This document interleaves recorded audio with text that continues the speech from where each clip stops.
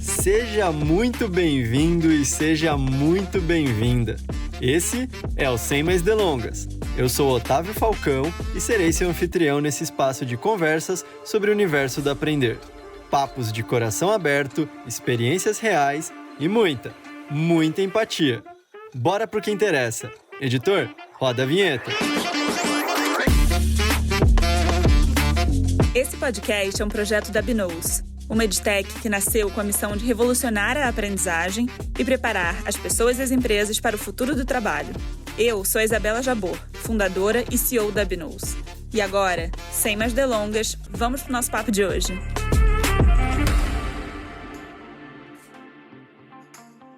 Então, muito bom dia, muito boa tarde, muito boa noite, dependendo de quando você estiver nos ouvindo aqui. Estamos reunidos aqui para mais um episódio da terceira temporada do Sem Mais Delongas, temporada que a gente vai falar sobre 12 habilidades profissionais do futuro. E estou aqui novamente com Isabela Jabor. Editor, por favor. Palmas para essa pessoa incrível, maravilhosa. Obrigada. Estamos animada para mais esse papo. Animadíssima com o nosso convidado de agora. Promete, hein? A conversa de hoje promete. Vai. Então, só no backstage aqui, a gente estava ansioso para isso. E a habilidade que a gente vai falar hoje, a habilidade do nosso episódio de hoje é pensamento analítico. E aí, para falar de pensamento analítico, trouxemos Thiago. Palmas. Obrigado pelo convite. Muito bem-vindo, Thiago. Obrigado. Thiago Barra, né? Eu perguntei ainda pra ele como é que você quer que eu te apresente. Não, pode ser Thiago Barra, tudo bem. Bem-vindo, Thiago, né? Tá ótimo. Me chamando tá tudo certo, né? Tá tranquilo, cara. Tiagão, bem-vindo, cara. Obrigado. Antes da gente começar a falar aqui de pensamento analítico, conta pra galera, te apresenta um pouquinho. Cara, meu nome é Thiago Barra, obrigado por falar certo. Lembrei que não precisa escrever, né? Porque meu nome não tem H e geralmente o pessoal gosta de errar, né? Botar um TH ali.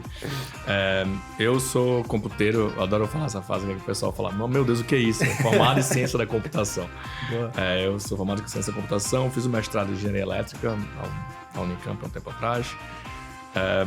Trabalho hoje em dia com growth, estratégia de crescimento, muito baseado em dados. Então, meu background é bem analítico nesse sentido.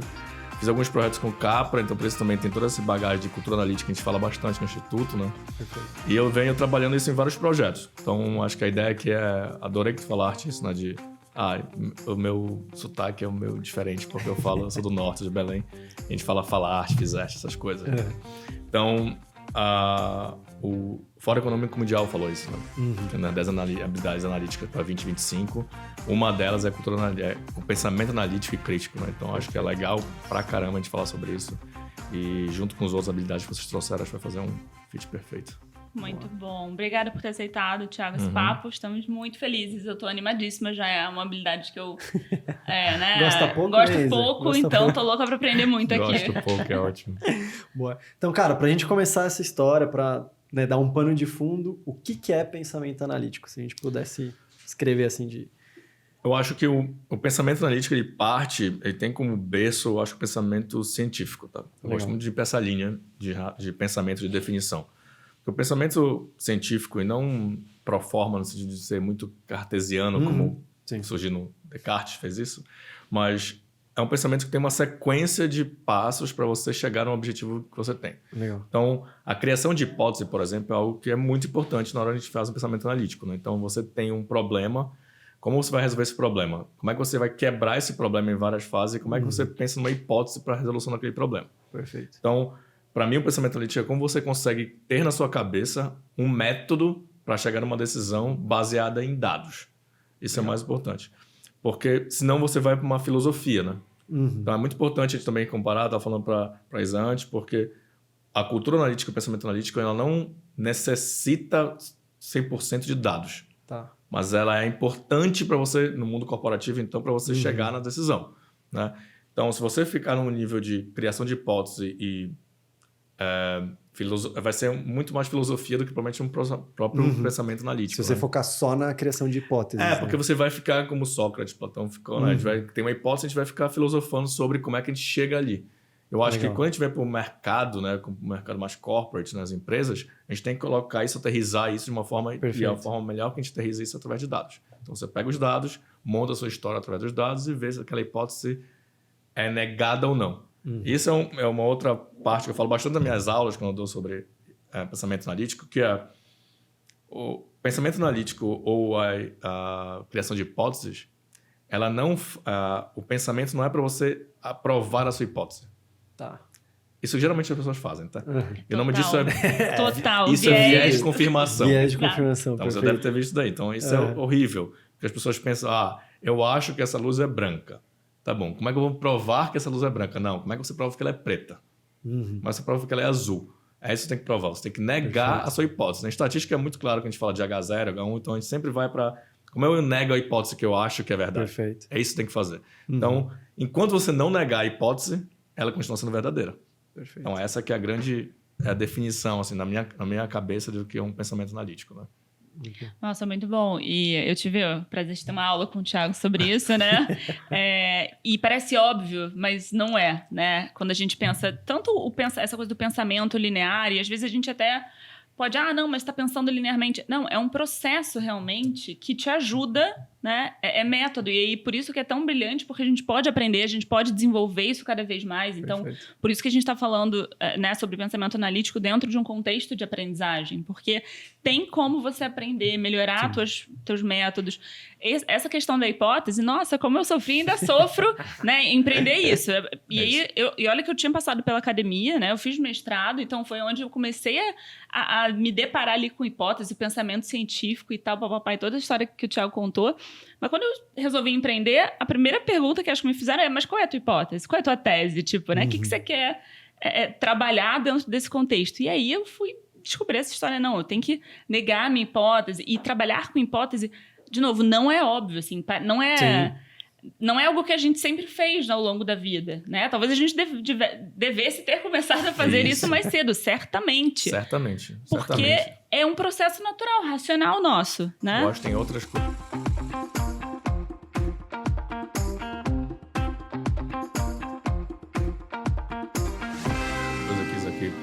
Acho que corroboram pra gente ter uma fraca formação nisso, sabe? Uma delas é a nossa necessidade ou vontade de fazer pergunta. E aí entra todo um contexto cultural aqui, tá? Vou falar aqui. Que toda vez que a gente faz uma pergunta para alguém, as pessoas se sentem ameaçadas. Sim.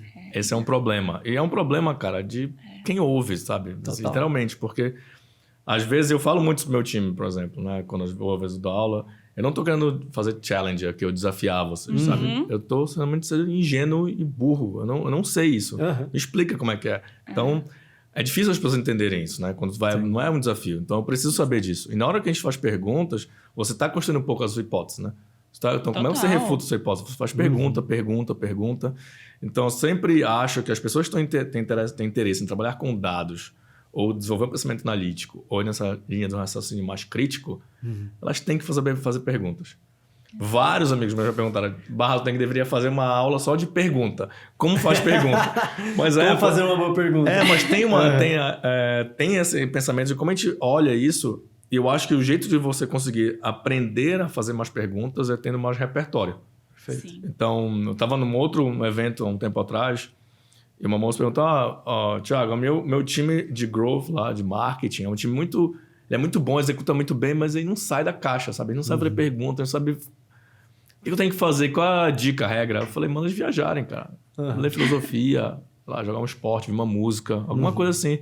Porque eles têm que ter repertório. Na hora que tem repertório, começa a surgir outras ligações que tu não tinha pensado antes, né? Perfeito. Então, nesse momento, você tem que começar... Ou seja, né, a gente tem que começar a pensar em como a gente consegue conectar outras coisas para poder suportar ou negar a nossa hipótese que a gente tinha feito lá atrás, né? Perfeito. E a questão de fazer perguntas vem da curiosidade, né, cara? Quanto mais curioso você for, mais perguntas você vai querer fazer, né? Mais contexto. Agora, você falou da hipótese, cara, cada vez mais eu vou conseguir vislumbrar cenários diferentes, né? Senão isso, cara, você fica... você fica muito naquele lugar ali de, sabe, viesado mesmo, né? Você continua convivendo no seu meio ali, tendo aquela lente constante. Constante. Então, acho que um bom exercício também é ficar furando bolhas tempos em tempos, assim, sabe? Intencionalmente, né, cara? Não é uma coisa natural que aconteceu. Não, mas conscientemente você buscar fazer isso. Dá um exemplo aqui pra vocês. Eu agora sou diretor de crescimento e analytics da Sproutify, que é uma plataforma de investimento nos Estados Unidos, tá? Na América Latina, 2% das pessoas investem. 660 milhões, Latina? 2% investe. Então, assim, é muito baixo. Pouquíssimo. Então, tem toda uma trajetória de aprendizado Sim. de financeiro, né? A cultura de aprender matemática financeira, finanças, tudo isso. E eu falo, pessoal, a boa parte do time já investe há muitos anos, né? Já sabe fazer isso. Então eu falo, a gente tem que começar a furar nossa bolha assim, o que é uma ação? Sim. O que é bolsa de valores? Sim. Sabe? O que é comprar o que é renda variável? Sabe? Sim. Então, é essas provocações que a gente tem que fazer de lá no básico do básico do Total. básico para você fazer isso. E isso ajuda muito a gente, que em teoria sabe um pouco mais, porque isso vai fazer você melhorar o seu discurso também. Perfeito. Como é deixar a coisa mais clean, né? Mais limpa. Porque o mais difícil, eu acho que é explicar conceitos simples. Conceitos complexos, começa a botar um monte de coisa, aí vai fazer um negócio e inventa. Explica uma coisa que é muito simples, direto e reto. Cara, é bem mais complexo fazer isso. Bem mais complexo. Né? Total.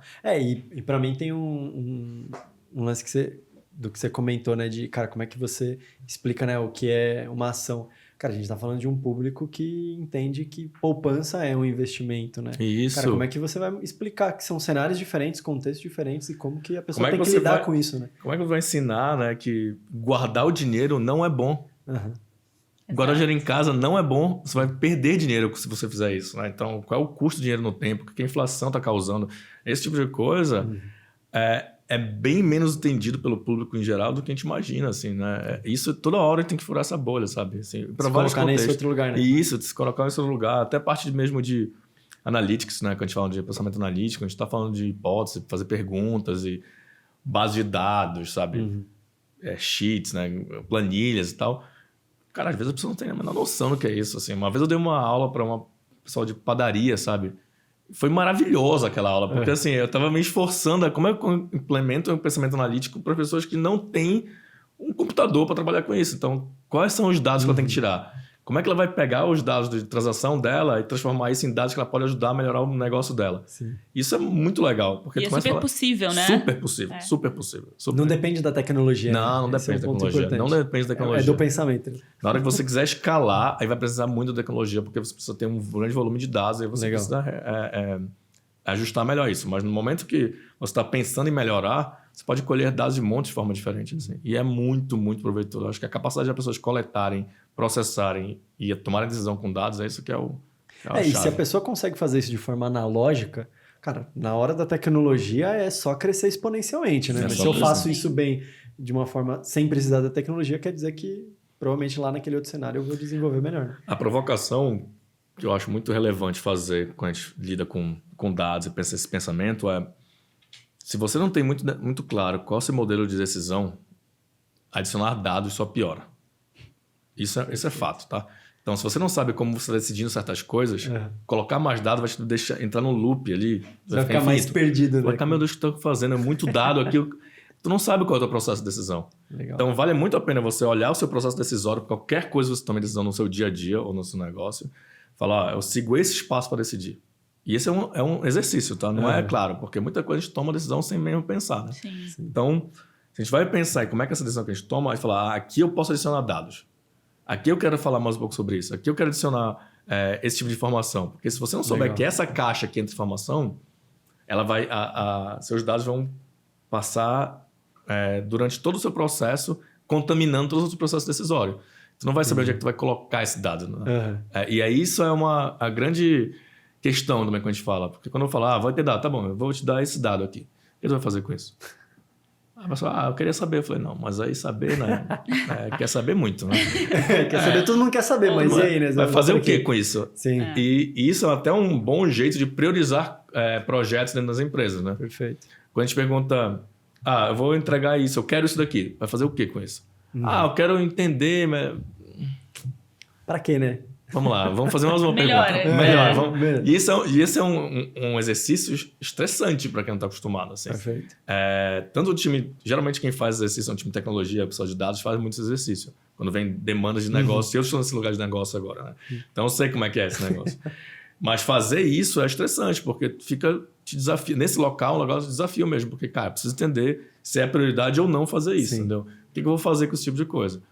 E também pegando um pouco de carona, agora que a gente está falando de corporates, né, de empresas, as pessoas que trabalham e vendem projetos, tá, para liderança, se tiver dados, cara, você ganha outra frente de decisão, né? Assim, você entra de uma outra forma numa reunião. Sim. Então, eu falo que dados, ele abre, a gente deixa sentar na mesa de decisão. Perfeito. Quando traz dados e um pensamento analítico, eu te deixo sentar na mesa. Se não tivesse dados, não entra na mesa. Sim. Porque, cara, não tem por que tu falar que, de novo, eu tenho 42 anos. Então, vai chegar os meus estagiários e falar, eu acho que isso daqui é melhor azul. Falei, mas eu acho que é amarelo. Ele tá bom, então eu vou comigo, né? Porque eu sou mais velho, né? Eu tenho mais a perder do que tu agora, como estagiário, mas eu tô totalmente aberto a falar assim, é azul por conta disso, daquilo que eu vi, esses são os dados que provam, cara, ótimo. E isso, no achismo, eu tô me colocando difícil, no lugar, né? Até ruim, mas é isso que acontece na maioria das empresas, né? E tá certo o cara falar que ele não vai contar com o outro, porque se não confiar em ti primeiro, é difícil, né, também. O cara não tá no cargo executivo sem não confiar nele mesmo na decisão que ele tá tomando. Então, acho que essa história de trazer os dados para a mesa, acho que elas ajudam muito. E com o pensamento analítico, tu cria história, né?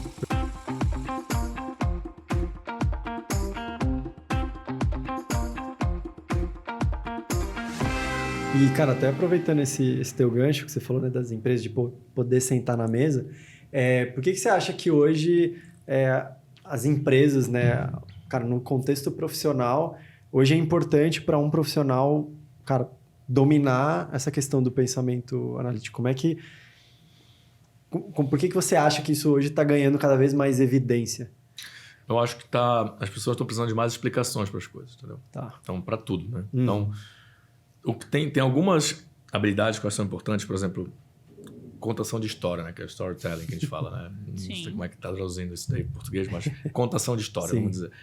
É super importante hoje em dia, né? Não é só que virou o TED, virou aquela coisa toda, porque é importante saber contar uma história. Total. A partir do momento que você sabe contar uma história e você agregar dados para isso, você vai convencer alguém de alguma coisa. Então, geralmente, tu tá vendendo. Eu gosto de várias pessoas falam isso, né? Todo mundo tem que ser vendedor. A Dani fala isso, lá na Bitmoney.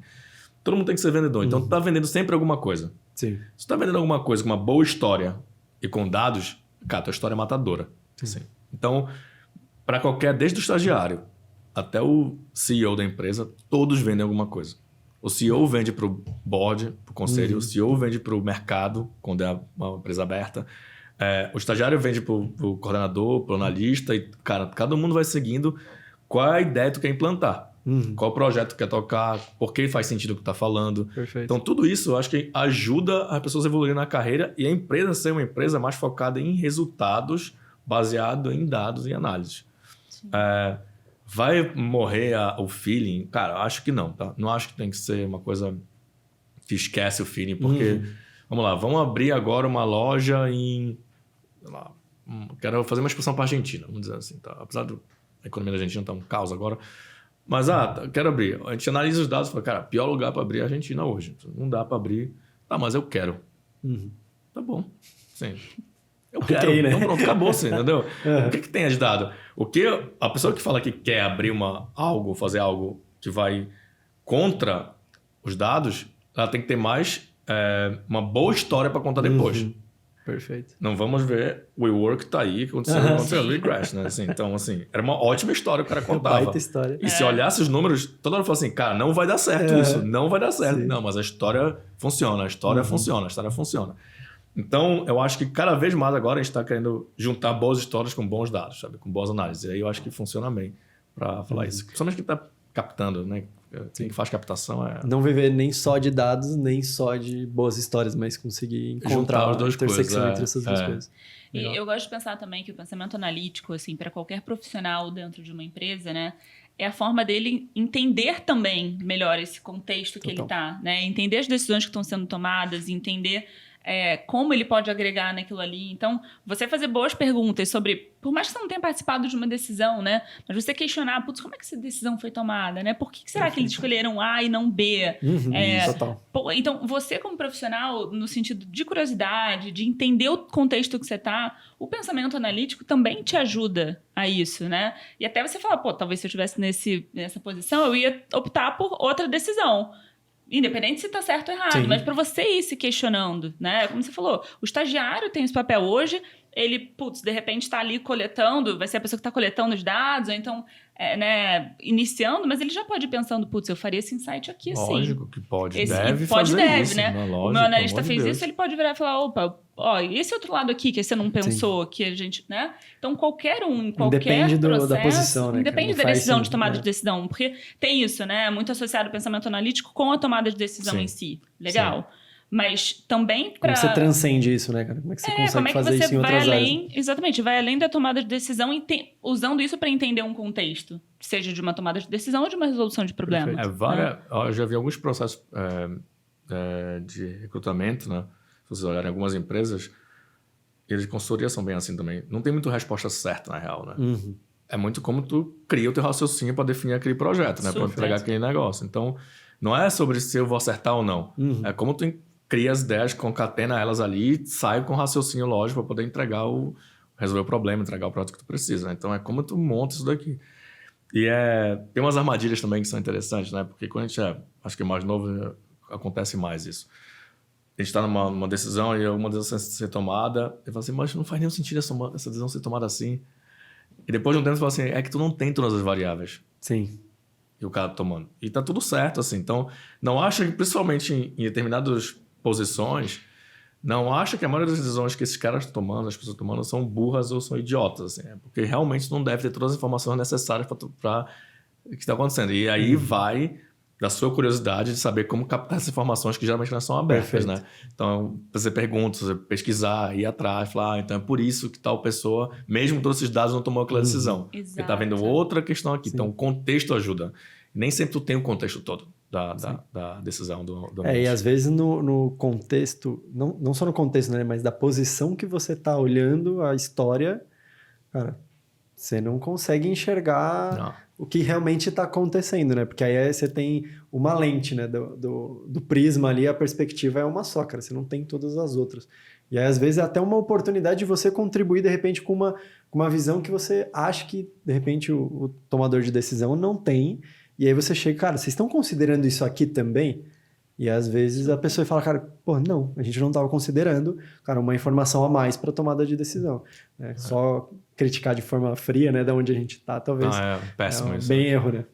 Eu sou bem xiita com isso, assim, cara. Se for para criticar, não critica, porque eu gosto muito da ideia de estar com a mão na lama para fazer as coisas, sabe? Então, assim, se tá fazendo uma coisa, os empreendedores, sei lá, quem tá, né, mais na frente dos negócios, sabe como é que é, cara? Assim, a gente tá passando por uma situação difícil de mercado, contratando gente, demitindo gente, sabe? Cuidando de gestão, um monte de coisa ao mesmo tempo, vem alguém dar um pitaco sem nenhum contexto, velho.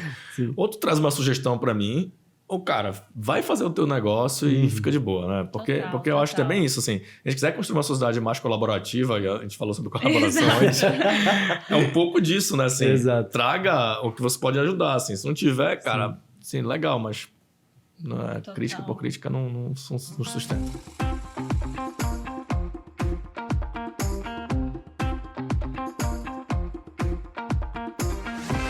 Curiosidade que pintou agora, Thiago. Uma decisão difícil, assim, que você já teve que tomar e que o processo analítico te ajudou muito. E uma que você fala, talvez se eu tivesse realmente pensado analiticamente, ou meu time, né? Não precisa ser só você. Se a gente tivesse feito assim, o resultado seria melhor. 2 exemplos pra gente. Baita pergunta. Tá aprendendo. Bem. Aprendeu bem, cara. Aprendeu bem. Mas você aprendeu bem na aula. Você aprendeu bem. Fazer boas perguntas. Tem situações que funciona muito bem a área de dados e na analítica. A história holds, né? Funciona. Uma decisão horrível de tomar, que são os layoffs, né? As demissões. Sim. Então, o que a gente está vendo agora, por exemplo, demissões em massa de muita gente em muitas empresas. A história funciona, que a história é inchamos e vamos ter que demitir. Os dados falam, precisamos cortar. A decisão é horrível de tomar. Sim. Só um sociopata não acha uma coisa normal de tomar uma decisão que não demite alguém, porque tem famílias envolvidas com isso, então tem toda uma questão. Então, para mim, essa é uma decisão difícil de tomar, apesar de ter dados a meu favor, tudo a meu favor. Sim. Então, vejam que a história funciona, o dado funciona, e quando vai passar a informação, fala, cara, tem sangue correndo aqui, né? Corre sangue aqui, a gente sabe como as coisas funcionam. Então, isso para mim é mais difícil. Tiveram algumas, acho que 99 a gente tomou mais, assim, né? Porque eu tava na área de analytics na 99, então eu era mais quem ia na parte estratégica, decidindo dados, suporte para a decisão das pessoas, né? E várias delas tem uma aula que eu uso também, que é como a gente decide se a gente vai, abrir uma cidade ou não, né? Se vale a pena ou não abrir uma cidade. E a outra é se vale a pena tu mandar uma mensagem ou não para um motorista, no caso, né? Sobre a publicidade é interessante porque tem muita informação do BGS, se tem isso ou não. Mas no caso 99/Uber, né, tem uma questão legal da cidade poder fazer aquilo ou não, né? Então, às vezes, a gente fala, tá tudo pronto, faz muito sentido essa cidade, mas regulatoriamente tu não pode, entendeu? Fazer isso. Então, tu trava, é assim, cara, deveria fazer isso melhor, mas, cara, aí tu tem outro time que só fala com o pessoal do poder público para ver se viabiliza isso ou não. Vejam que São José dos Campos, por exemplo, é uma ótima referência, que tudo é lançado lá. Porque eles são muito de vanguarda, assim, é muito de vanguarda. A prefeitura já é muito disso. A gente lançou lá, por sinal, a 99 Pop, na época. Com relação a mandar uma mensagem, é um case que eu uso nas minhas aulas, que é que a gente viu que aumentou o número de cancelamentos entre o passageiro e o motorista em um certo momento da 99. E aí a gente teve que abriu 4 frentes para analisar. Uma delas era, por exemplo, preconceito racial. Perfeito. Porque assim, fez um match e a pessoa cancelou. Falei, mas por quê, né? Por que ela cancelou? Assim, em poucos segundos, né? Então a gente levantou algumas frentes, saiu um negócio legal depois. Mas eu gostaria de ter entrado um pouco mais na parte do preconceito racial, porque eu sei que tem um case na Airbnb disso. Né? Sim. Famoso, assim, que teve a questão disso. Então, e aí vou linkar um ponto de... As análises que a gente vai fazer daqui para frente, principalmente a B2C, são muito mais ligadas com a parte ética daqui para frente. Daqui a um tempo, a gente vai muito mais falar sobre isso, sobre, cara, essa IA tá ajudando ou tá atrapalhando o que eu tô querendo fazer, né? Essa IA tá fazendo essa minha bolha ficar menor. Ou mais bolha, né? Então só concentrando minha bolha, eu tô realmente tentando furar ela de alguma forma. Essa, para mim, é a segunda, não sei se é a segunda, né? Qual é o modelo, né, da onda, que os profissionais de data, de dados, vão começar a pensar mais sobre, né? A gente tem uma lista de filmes aí para ver, né? Que tem documentários sobre isso. Vão começar a se perguntar, né? Como é que eu treino a minha IA para não ter esses mesmos viés que eu tenho? Porque vai ter, assim. Os dados que vocês coletam são os dados que vocês querem, né? Então, a gente só vai treinar vai seguir o viés de quem tá decodificando aquilo tudo, isso, né? Isso. Tá codificando, na verdade. Codificando aquilo tudo, de quem tu vai treinar, né? Quando a Amazon não começou a não fazer... A Amazon não... Acho que foi a Amazon mesmo, começou a reconhecimento facial e não conseguia interpretar os negros. Mas, cara, por quê? Porque não tinha, né? O algoritmo do Instagram também diminuía, né, a entrega de perfis com pessoas negras, cara. Que é o viés de quem construiu. A Amazon, eu vou me corrigir, a Amazon foi uma questão de contratação de mulheres. Foi isso. Porque historicamente, como tem menos mulheres nos cargos de liderança, não tem por que tu contratar mais mulheres, dado que nunca teve tanta mulher no cargo de liderança, porque ninguém contratava. Então, era o que os dados falavam, né? Os dados falavam. Então, assim, tu vai fazer isso daqui, lógico, tem que ser homem. Então, pode vir 20 mil mulheres, eu não vou contratar mulher, porque historicamente só é homem que performa. Lógico, tem menos mulher historicamente falando, entendeu? Então, como é que tu vai... Tu tem que mudar a distribuição. Essa hora é muito importante. Então, às vezes, a gente tem que pensar não como o que está acontecendo agora, mas como é que eu quero que esse futuro seja? Na hora que eu quero que o futuro seja, eu tenho que imputar, literalmente, mudar essa distribuição para fazer esse negócio fazer sentido. Senão, cara, vai ser só reforço sobre reforço. Né? E até um ponto que o Thiago estava falando antes da gente começar também nos bastidores, que eu acho genial, que é assim, afinal de contas, a gente está falando de cultura analítica, de pensamento analítico, e não só cultura de dados, né? Então, a cultura analítica é que vai fazer a gente se fazer essas perguntas e falar, não, independente desses dados estarem dizendo isso, olha onde a gente quer chegar. A gente precisa mudar esse input de informações. Então, vamos... Perfeito. Porque senão você tomaria... Se fosse só os dados, você iria seguir os dados, né? Então, eu acho que... Isso é legal tu lembrar isso daí, porque quando a gente decide, dá um exemplo, tá? Colocar mais mulheres como no cargo de liderança, sem saber se vai performar melhor ou pior que o homem, é uma aposta. Não tem dado para dizer isso daqui. Sim. E tá tudo certo. Tá tudo certo aqui. É uma decisão consciente de querer ver como essa distribuição vai performar na frente. Perfeito. É muito difícil, por exemplo, em banco, em crédito, né, na hora de crédito ou na hora de cobrança, você criar umas células que a gente fala que dá crédito para todo mundo para ver a performance. Porque ninguém quer correr esse risco de ver isso. Isso é riquíssimo. Eles fogem, né? Isso é riquíssimo para a área de modelagem, né? Porque assim, eu quero ver realmente se esse tem cara que experimentar, né? Eu quero ver esse cara não performando. Ou qual é a característica que tem para não performar. A área de cobrança é igual, né? Então, em bancos, assim, tem muito mais modelagem de risco, né? Muito mais. O banco é infinitamente mais evoluído que as outras indústrias. Sim. E no Brasil, particularmente falando, a gente dá um show pro mundo inteiro, assim. A gente é muito referência. Né, cara? A gente é muito referência, assim. O bancário brasileiro, assim, dá anos-luz na frente do mundo inteiro. E como a gente deveria conseguir, né? Pensar em como é que a gente modela melhor esse comportamento. E para isso eu tenho que abrir as minhas barreiras, né? Deixa eu performar e eu preciso observar isso. É uma espécie de laboratório, né, cara? Deixa acontecer um pouco ali e observa, né? Pra ver o que acontece. E aí, cara, só tu vai ter que fazer é controlar a tua perda, né? Basicamente é isso que tu vai falar. Cara, eu assumo, deixa eu perder isso daqui porque eu quero... O dado vai ser muito mais valioso para mim na frente do que essa perda. É o custo do experimento, né? Praticamente. É isso. E eu acho que o mais legal, a gente está chegando, acho que de uns anos para cá, acho que a galera começou a pensar mais nisso, né? Tem várias empresas que testam muita coisa, né? Eles têm que se preocupar tanto com o impacto nesse formato, porque esse custo agora, cara, ele é muito menor do que a receita ou o faturamento vai gerar com o aprendizado de algum comportamento no futuro, né? Muito maior. Muito maior. A escala ficou mais tranquila, né? Na escala você consegue alcançar muito mais, então cara, dá pra diluir isso facilmente. A gente tinha uma brincadeira quando a gente falava na 99, quando a gente teve a fusão com a Didi, que a Didi comprou a operação. A gente ficava sempre brincando, porque qualquer coisa tu lança na China, o MVP é 500 mil pessoas, né? Assim, cara, como assim 500 mil? Que é maravilhoso, né? Eu vou fazer um piloto aqui, cara. Como assim, real. meu Deus, sabe? Tipo, muita gente, cara, já testa. Então não tem problema com a amostragem aqui. Vai rodar muito e vai ter muita gente. Né? Então tu já tem muito mais dados. Por isso que estão também anos-luz também na parte de IA, né? Assim, os caras estão mandando muito bem. Né?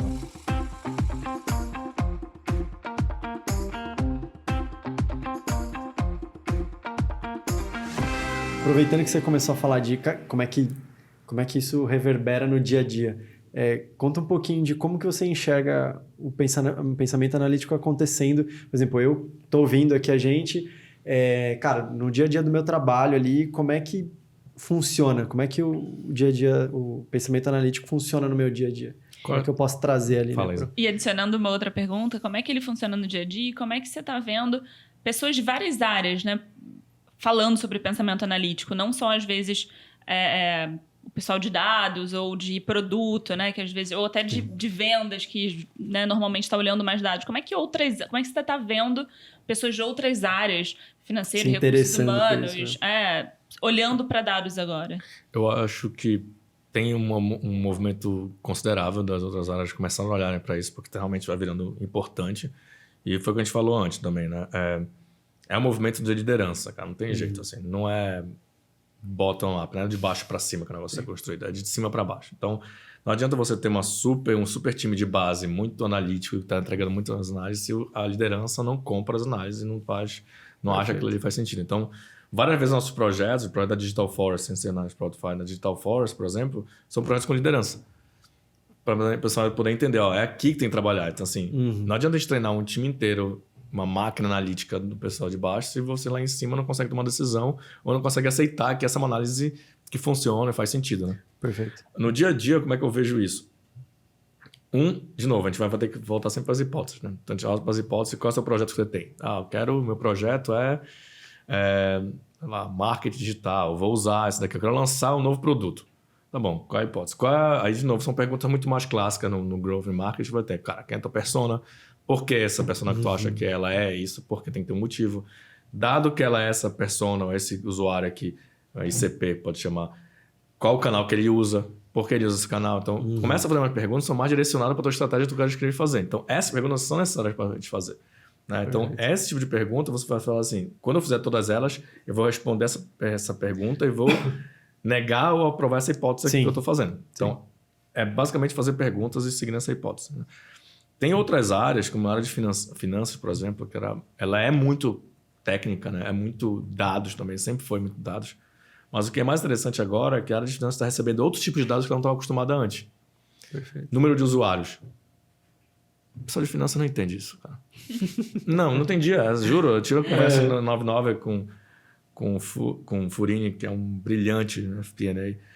E ele falava, cara, é engraçado, os anos pra cá a gente começou a ver isso, né? A gente tava lá trabalhando com receita, agora eu tô falando de número de usuários, assim, sabe? Churn de usuário, Sim. NPS. Como é que isso impacta no modelo financeiro? Impacta no modelo financeiro. Então, Total. tá vindo outras informações para eles que a gente não estava acostumado antes, né? A falar sobre isso. Então, é legal que tá aumentando o repertório de finance com relação a todos esses outros dados que estão chegando. E eles estão começando a construir mais inteligência em cima desses dados. E esse, lógico, transborda para outras áreas. Área de produto, área de customer service, né? Serviço de atendimento ao usuário. Cara, isso é maravilhoso, né? Assim, os melhores atendimentos são um cara que tem muitos dados sobre o usuário. Ele poder falar, cara, exatamente. Quantas vezes a gente fica chateado de ter que falar 3 vezes o CPF em determinados serviços que a gente faz. Então, assim, isso é tecnologia mal aplicada, né? Sim. E zero de usar dados para fazer esse tipo de coisa, né? Para resolver o problema do usuário. Então, acho que é muito mais focado em fazer as perguntas e seguir um processo de... Esse método que a gente falou aqui. Faz a pergunta, coleta o dado, trabalha ele e entrega, apresenta de uma forma, através de uma história mais coesa e concisa também. Eu fiquei pensando aqui, principalmente na provocação que você trouxe no começo, da questão do analógico, né? Cara, como é que eu consigo... Eu fico imaginando, sei lá, eu sempre gosto de fazer analogias a serviços que são muito analógicos. Então, por exemplo, sei lá, o cara do carrinho de pipoca, sabe?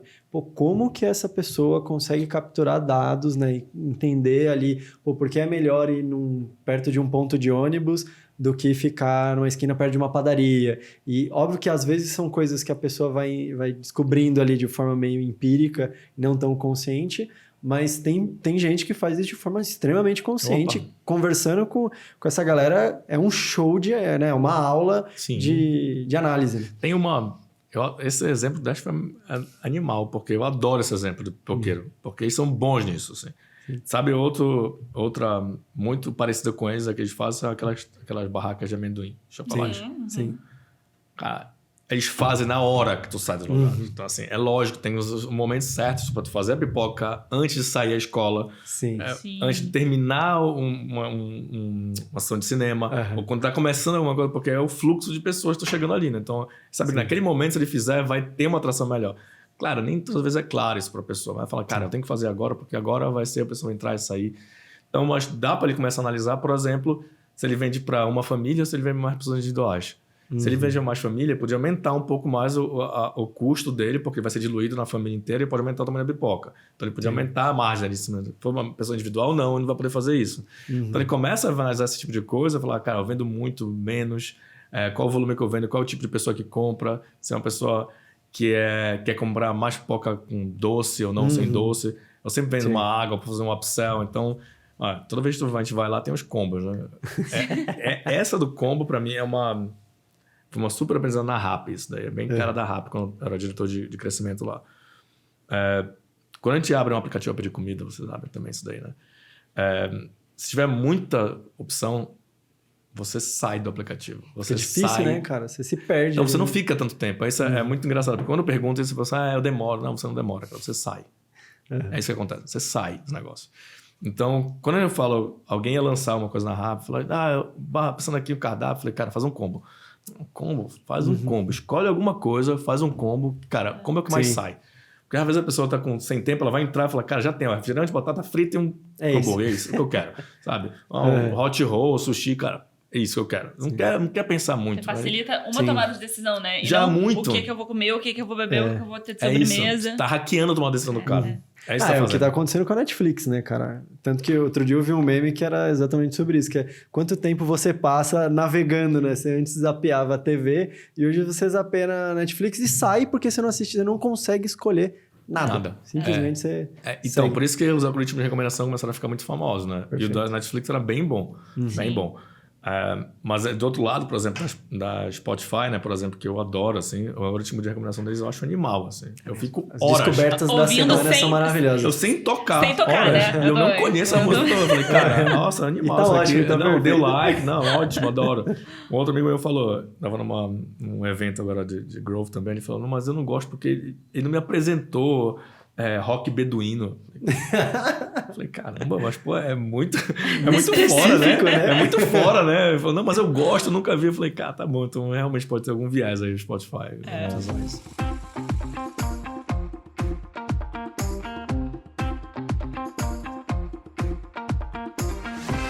E aí, agora pra gente começar a encaminhar aqui pro pro final da conversa. O que você enxerga, assim, de dica prática? Por exemplo, putz, cara, eu, Otávio, que no meu dia a dia de trabalho, eu quero começar a desenvolver mais meu pensamento analítico. Cara, por onde que eu posso começar, assim? Qual o caminho, o primeiro passo do caminho das pedras? O primeiro que eu assim? diria é modele seu processo decisório de coisas que você toma decisão hoje. Por exemplo, então, qual é a sua atividade hoje? Tá? Então, pega a sua atividade hoje e quebra em 4 grandes decisões que tu toma no teu dia a dia, ou na semana, ou no mês, que seja. Mapeia essa decisão toda. Como é que ela é? Então, eu tenho que sempre acessar esse dado. Dado que esse dado, se esse dado for maior que X e que Y, eu tenho que fazer isso. Se não for melhor que isso, eu vou ter que olhar outro dado.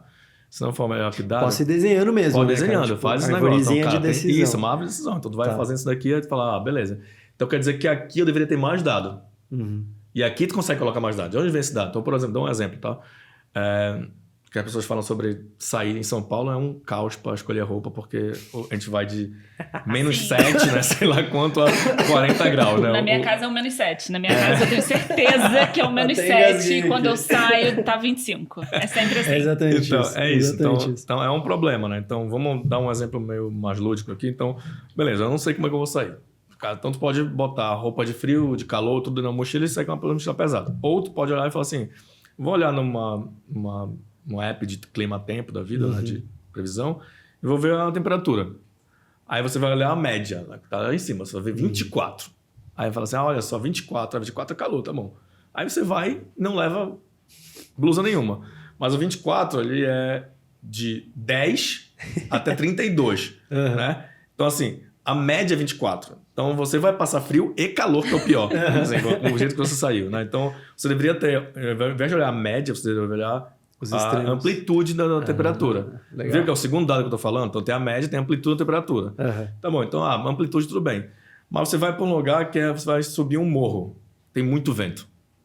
Cara, piora a sensação térmica, né? Então, cara, qual o vento que está batendo naquele lugar que eu vou? Então, já é uma terceira informação sobre como tu vai. Então, tá adicionando mais informações para um processo decisório que é só acessar a média do clima-tempo. Né? Então, você vai sempre adicionando mais coisas aqui.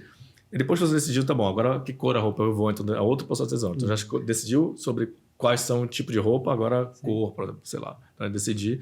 Mas aí tu vai colocando mais situação. Vai encontrar alguém, não vai encontrar alguém, vou para um evento depois, não vou. É verdade. Então, vai criando as cadências e adicionando os dados que tu vai podendo depois. Quando tiver as caixinhas, eu falo assim, beleza, então acho que agora eu posso adicionar dados aqui.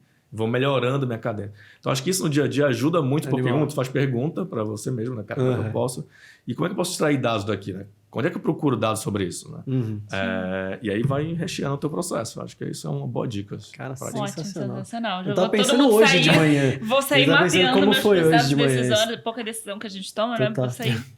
Hoje é um dia perfeito nesse, né, cara? Mínima de 17 e máxima de 26. Falar de clima ainda tempo, vem de eu moto, sempre me cara. ferro. Porra, moto é pior ainda. Ótimo. Cara, de manhã é um puta frio, cara. Tipo, não, você tem que se encapotar todo. Só que aí meio-dia tá 32 graus. Isso. Se virar com a mesma roupa. É isso. Como é que funciona? Ótimo. Vou adicionar mais uma pergunta aqui. Você falou do ponto de vista das pessoas, né? E para as empresas? Então, pensamento analítico não à toa é uma das habilidades que a gente trabalha muito com as empresas, né? A gente está aí com uma das nossas turmas trabalhando esse tema.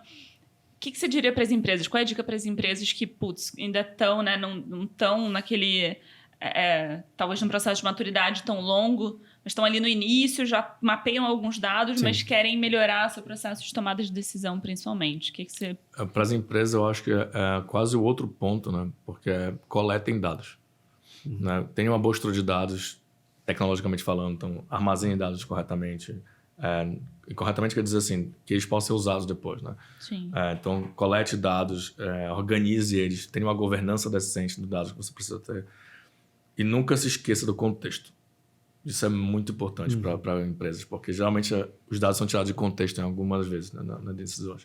E quando tem o contexto, ele é mais importante às vezes que o próprio dado, como eu falei, né? Então, eu acho que criar esse processo todo de amadurecimento de dados, de cultura data-driven, direcionada a dados e cultura analítica, ela passa por criar uma cultura de infraestrutura de dados, que não é o dados hoje, ele é muito diferente do que era dados interpretados há uns anos atrás, algumas décadas atrás. Sim. Décadas atrás a gente fazia softwares para resolver um problema e ponto. Hoje a gente escreve software para ter dados. O software ele é quase o meio do caminho. Sim, não é para aquilo, ele é capturar o dado. Perfeito. Né? Então, antigamente, se a gente falasse com qualquer dev, desenvolvedor, né? Ele falava assim, cara, tô resolvendo esse problema, acabou-se. O dado... É só uma ferramenta, né? O dado acabou, o dado tá ali, já resolveu o problema. Hoje em dia, cara, não é isso. Você tá perdendo a oportunidade de coletar dados, né? Então, hoje volta e refaz o código, porque pelo amor de Deus. Quem fez aquele app lá que mudava o rosto, envelhecia, não sei o que, que você falava? O Face App. Face App, tal. Que era uma maravilha, cara, não é o core do app, não é esse. O core é pegar dado. E tá tudo bem, mas ele criou uma casca muito bem feita que, cara, é legal, cool, é legal, né? Vai pegar o negócio que todo mundo quer fazer, ele vai capturar o dado. Funcionou super bem, né? Super bem, ó. Inclusive, cara, deu super certo a estratégia deles. É isso, assim. Então, é aquela história, né? Se você não paga pela informação, você é a informação. Você é o produto, né? Você é o produto. E acho que tem um pouco do que você falou da questão da bolha, né, cara? Eu não sei, por exemplo, do que é aquela empresa, qual é o core daquela empresa, não tenho a menor ideia. Mas provavelmente não é de ficar fazendo envelhecimento em foto. Não é. Cara, uma baita estratégia, né? E às vezes a gente chega, estando dentro da empresa, a gente chega com uma proposta, né? De, a gente precisa, sei lá, a gente já trabalhou no Itaú, por exemplo. Cara, a gente precisa aqui capturar um dado de comportamento de consumo XYZ. Aí a pessoa fala assim, não, cara, mas a gente é de banco. Tipo, aqui não é para fazer isso. Cara... Por que não, né? Por que não fazer alguma coisa com outro nome, com outro CNPJ, sei lá. Tem N caminhos para se fazer isso e conseguir capturar uma informação que é importante, obviamente, né? De forma ética, tudo certinho. E, cara, você consegue essas informações que vai fazer bem pro negócio, né? Então, acho que sair da bolha, né? Entrar no contexto de quem vai dar a informação, acho que tem a ver com aquilo que você estava falando um pouco antes, né, cara? Como que você muda um pouquinho o jogo, né? E como tu traz novas variáveis pro jogo, né? Isso que é mais louco, assim. Como tu vê... Pra mim é meio esquizofrênico algumas coisas, sabe? Porque tu fica... Quando trabalha muito tempo com aprendizagem de máquina e com reconhecimento de padrão, tu fica olhando muito variável em vários lugares. Né? Tu fala assim, cara, essa variável pode ser interessante, sabe? E a galera não tá olhando, mas, cara... mais comportamento, né? Isso é uma variável... comportamental. E uso, né, do app, assim. Então, tem coisas bem... bobas, assim, no app, normalmente, por exemplo. Então, se alguém alguém não quer receber notificação. Isso é uma super informação. Sim. Pro usuário. Super, né? Super informação. Não é que ele não quer porque tá chato. Não, cara. O cara tem um perfil específico de notificação. Então, assim, se ele não tirou a notificação e ainda continua usuário, esse cara vai ser um usuário por muito tempo. Uhum. Porque ele não quer... Mas ele sabe exatamente qual é o propósito daquela ferramenta em relação àquilo ali, entendeu? Sim. Então, não existir uma variável, por exemplo, é uma informação também, né? O nulo, eu falo pra caramba, o nulo é uma informação específica. Você falou, eu lembro desse ponto da aula, hein? Lembrei desse ponto, ele falou disso. Porque às vezes eu estava numa discussão há um tempo atrás também em outro projeto, eu falei, não, mas esse dado tá vindo zerado aqui. Eu falei, tá vindo zerado ou tá vindo branco? E tipo, põe zero. Eu falei, não põe zero. Uma coisa é não vir dado, outra coisa é vir zero. Zero quando o cara não tem nada. Outra coisa, nem veio esse dado para cá. Então, isso é super importante, porque tu cria um identificador para aquele nulo. Eu quero saber aquele nulo ali. Isso aí pode ter muita informação, né? Perfeito. Então, é como tu traz essas outras partes, essas outras variáveis para o jogo, e fala, será que faz sentido falar isso daqui? Essa semana no LinkedIn rolou um post de um avião na Segunda Guerra Mundial. Nossa, clássico. Eu não lembro o nome do matemático, mas que era... Matemático não, né? Ele trabalhava com o time lá do Exército. E aí eles analisavam, né, onde reforçar o avião, e aí eles olhavam onde estavam as balas, né? As marcas de tiro dos outros... Dos inimigos. E aí a proposta dele era justamente, cara, não, vamos reforçar... a gente não está olhando para os aviões que não voltaram. Onde o avião tomou tiro e ele voltou, quer dizer que aquela parte já está reforçada. A gente precisa reforçar onde não tem marca de tiro. Porque provavelmente os aviões que não voltaram... Cara, na hora que você falou para mim, é exatamente esse contexto, né? O nulo. Cara, quando você não tem a informação, é onde você precisa pesquisar. Né? A gente, nos bancos tem isso, né? Que é a inferência de rejeitados, que a gente chama, né? Então, como você infere o rejeitado, quem foi rejeitado? Então, tu não sabe se ele é bom ou não, porque você simplesmente ele não entrou. Então, você não tem informação sobre ele. Então, você tem que inferir o que vai acontecer com aquele cara. Mesma coisa do avião, né? E não voltou. Então, na verdade, você tem que olhar e tentar chamar uma foto, a caixa preta, para ver o que aconteceu lá. Não reforçar quem voltou, pô. Daí esse cara vai você já tá entendendo, mas é o básico, né? É o que você deveria fazer já, né? O importante é do outro lado. Exatamente.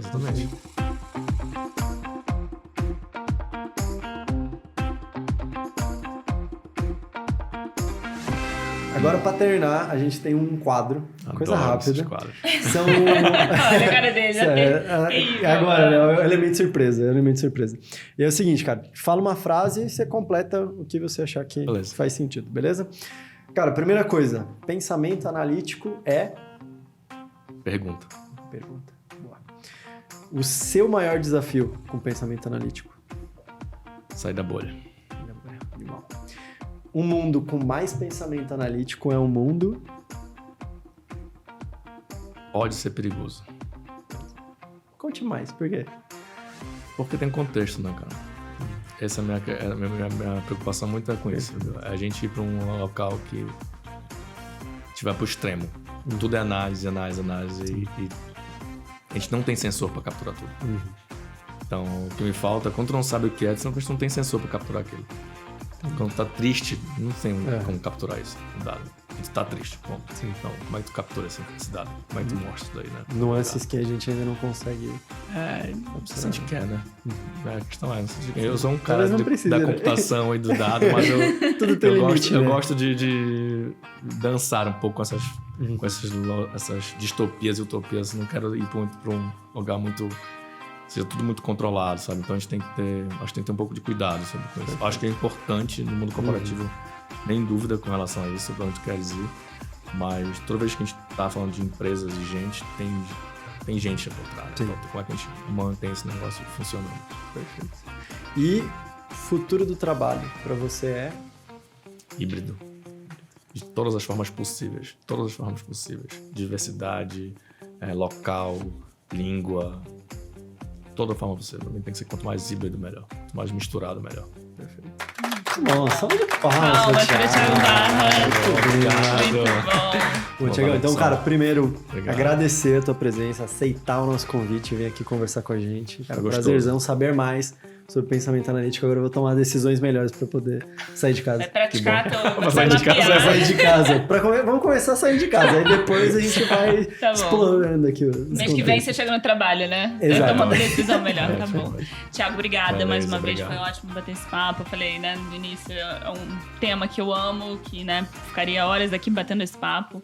E tenho certeza que foi proveitoso também para quem tá escutando a gente, pensar, seja independente do cargo, do nível, né, ou do porte da empresa, do contexto. Como é que pratica isso no dia a dia, né? Algo tão importante, tá aí nas top 10 habilidades do futuro, segundo o Fórum Econômico Mundial. Então, que bom ter você por perto também aqui da gente para apoiar. Colaborar com a gente, né? Colaborar, exatamente. Colaborar, pensar analiticamente também junto com a gente. Obrigada. Obrigado pelo convite. Eu acho que é sempre importante a gente falar sobre isso, tomando os cuidados devidos. Sempre também falo muito sobre isso, né? Então, contexto, dados, tudo acho que é muito futuro. A gente tá vivendo isso e quer viver cada vez mais isso. E a habilidade tem que ser aprendida mesmo, não é talento. É esforço. Esforço, determinação, resiliência. É isso que tem que fazer. Tem que praticar, né? Tem que praticar. Pratique. Boa.